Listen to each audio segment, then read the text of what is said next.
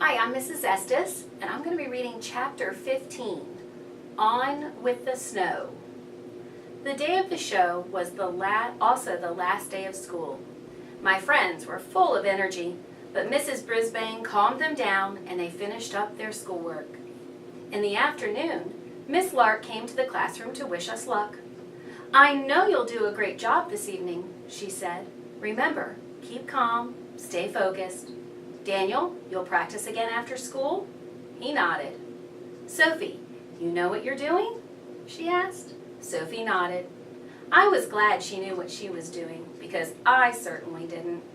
Miss Lark continued, "You'll meet me here and get in your costumes. Then 10 minutes before you go on, I'll stop by to help you line up and walk to the gymnasium."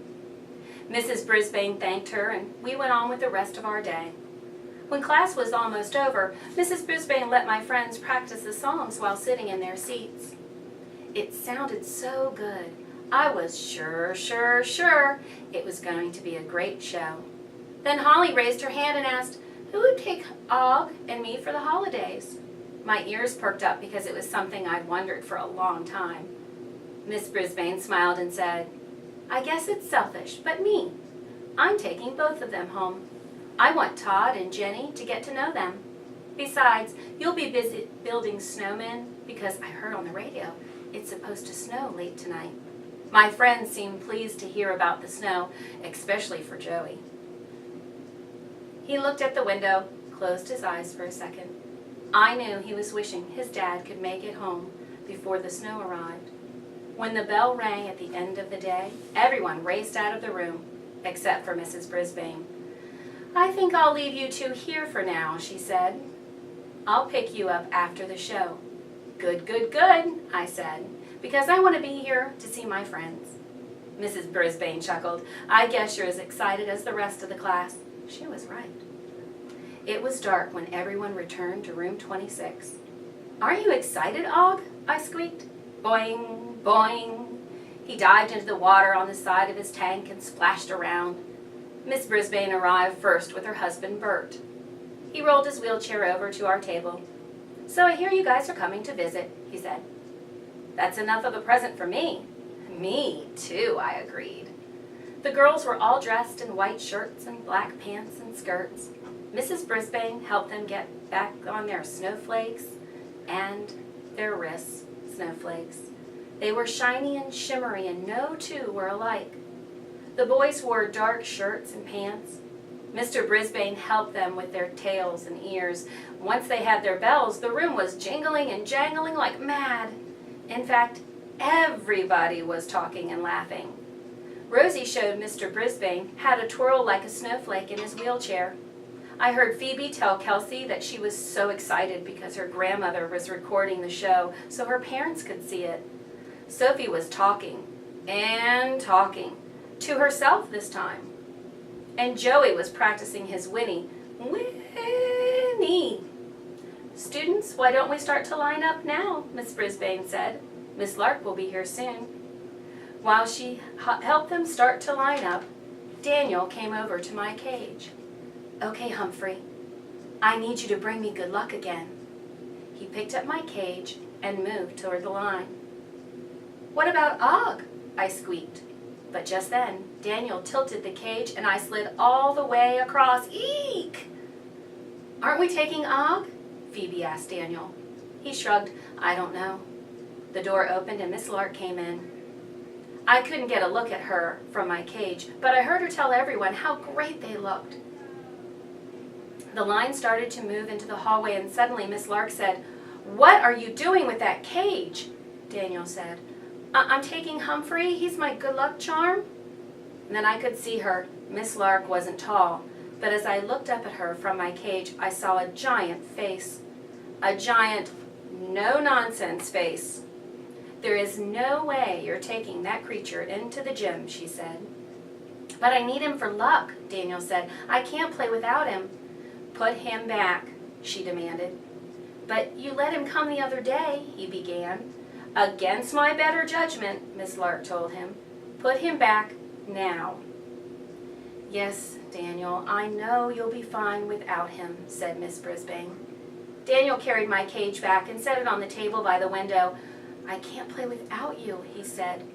"Yes, you can," I squeaked, even though I was disappointed I'd missed the show. Suddenly, Daniel opened the door to my cage and scooped me up. "Come on, Humphrey, no one will know." And he put me in his pocket, which was down near his knee. A pocket isn't a good place to put a hamster. The bad news was that it was dark and hot in there. The good news was that I was going to the show after all. "Bye, Og," I yelled, even though I'm sure he couldn't hear me. Bump, bump, bump, bump, bump, bump, bump. The class headed down the hall. Once the bumping stopped, I knew we were somewhere near the gymnasium. "Hey, we can see the stage from here," I heard Daniel tell Thomas. "Wow, it's all snowy," Thomas replied.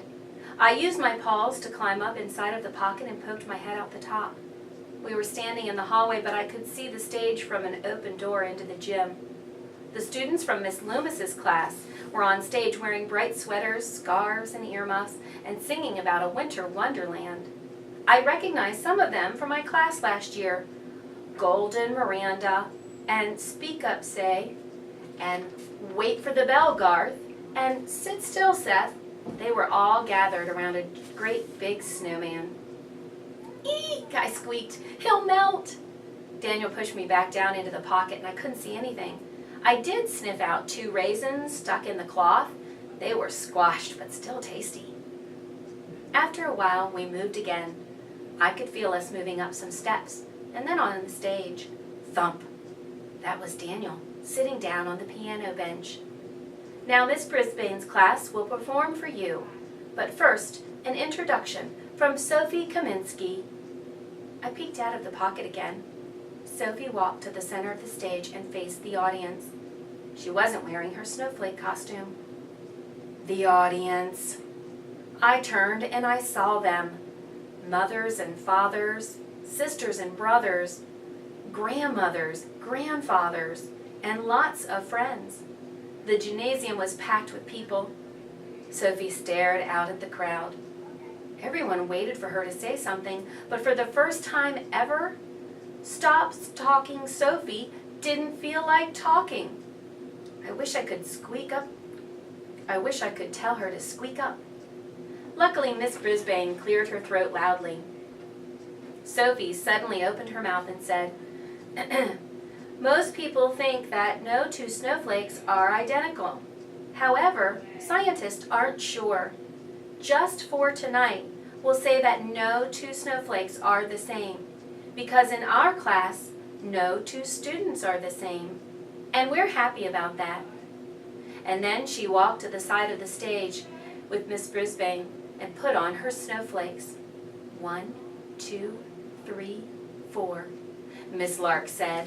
The music began to play, and the girls came twirling and whirling and sparkling on stage, singing their song. No 2 snowflakes are the same. People were oohing and aahing at the lovely sight. When they finished, Miss Lark pointed to Daniel, and he began to play as the boys came on stage, prancing and dancing and shaking their bells and singing with all their hearts. Jingle bells, jingle all the way. Oh, what fun it is to ride in a 1-horse open sleigh. Hey, jingle bells, jingle all the way. Oh, what fun it is to ride in a 1-horse open sleigh.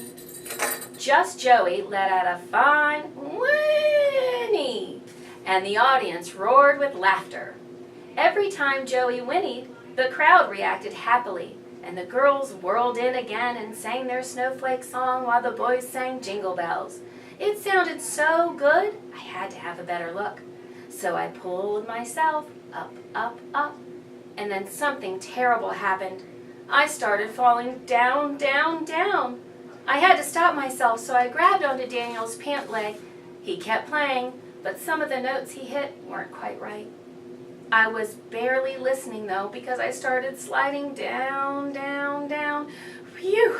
I made it safely to the floor. I was going to try to get safely behind the piano, but as soon as I turned, "Be careful, Kelsey," twirled right into me. I darted away just as Rolling Rosie whirled dangerously close to me. I had a sharp right turn, and here came the horses, jingling and jangling so close one of them almost pranced on my tail. "Humphrey!" I heard Harry exclaim. "Humphrey!" Other friends shouted. There was a stir in the audience, but I wasn't bothered by that. I was bothered by the fact that my friends were all whirling and prancing, trying to avoid stepping on me, which meant they were crashing into one another. And then I heard a sound like anything I'd ever heard before. "Eek!" Someone screamed. "Eek!" I didn't even know a human could make such a loud sound. Everybody stopped to look in the direction of the eek. It was Miss Lark. She was standing on a stool and screaming, "Get it out! Get it out!" And then the thing I always dreaded happened. Mrs. Wright blew her whistle. It was jittering enough as it was, but that shrill blast almost made me jump out of my fur coat. Everyone stopped where they were. She shouted. I stopped. The music stopped. The whirling and twirling and prancing stopped. Even Miss Lark stopped screaming. Mrs. Brisbane ran onto the stage, gently picked me up, and held me in the palm of her hand. I was trembling from all the excitement and the whistle, but she stroked my back with her fingers, and that calmed me down. She stepped to the front of the stage and spoke to the audience. "Families and friends," she said, "some of you have not met Humphrey the hamster. He's the classroom pet in room 26, and we all love him. I don't know how he got in here." She shot Daniel a knowing look in his direction. "But everyone seems to be safe and sound. So do you think we should try the number again?" The audience cheered and clapped. Someone yelled, "Encore!" which I think means some more. Mrs. Brisbane carefully handed me to Joey. "Don't take your eyes off of him," she said. "I won't," Joey promised. He also gave my back a soft and assuring rub.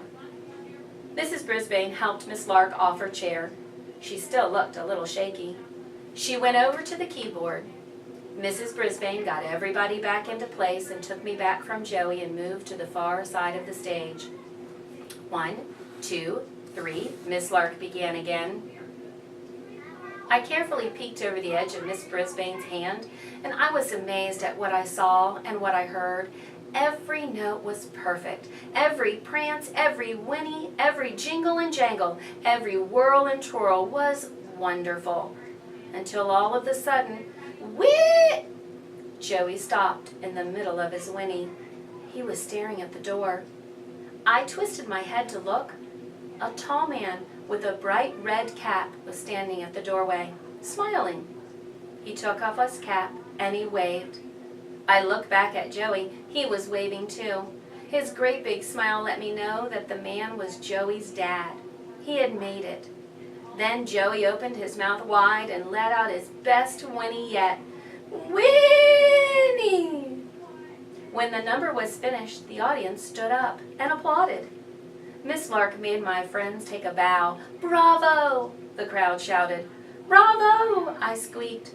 I wasn't exactly sure what it meant, but I knew it was something good.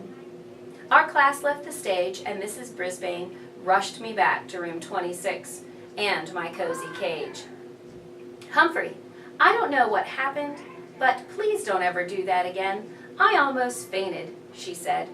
Me too, I squeaked. Boing, boing, boing. Og twanged. "Don't worry, Og, I'll tell you all about it," I said. Miss Brisbane went back to the gym, and while we were alone, I described everything to Og. When I told him the part about Miss Lark, he hopped up and down, saying boing, boing, boing, boing. When I told him about Joey's dad and cheering at the end, he dived into the water and splashed happily. Then I rested while I rated. My friends all went home with their families, but Mr. and Mrs. Brisbane came back to room 26 to pick up Og and me. Mr. Brisbane was chuckling as they entered the room. "You certainly put on a show that no one will ever forget," he said, "not as long as they live." "You know who to thank for that," she said. "Humphrey, it seems that Daniel put him in his pocket for good luck." It turned out to be good luck after all, her husband agreed. Mrs. Wright popped her head into the doorway. Is the hamster all right? Mrs. Brisbane assured her that I was fine. Good thing I had this. Miss Wright fingered her whistle. Have a wonderful holiday. And she popped her head out of the doorway again. I have to say, I could have done without that whistle, but it was nice to hear that Mrs. Wright cared if I was all right. The door opened again, and Miss Lark entered. Sue, I'm so embarrassed about what happened, she said. I apologize. I told the students to keep calm and focus, but I didn't follow my own advice. It turned out all right in the end, Mrs. Brisbane said, but tell me, why are you so afraid of a little hamster? I don't know, Miss Lark said. I've always been terrified of animals. My mother said I must have been scared by something furry when I was a baby. That's a shame, Mr. Brisbane said. I know, Miss Lark agreed. I wish I could change.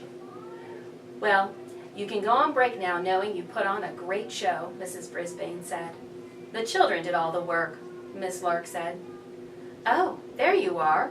Mr. Morales was at the doorway. He was wearing a candy-striped tie with his suit and a Santa hat on his head.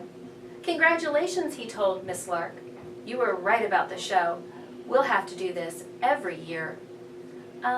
What about the part with the hamster? She asked. Mr. Morales laughed so hard, his Santa hat shook. Believe me, Mary, that was the best part of all.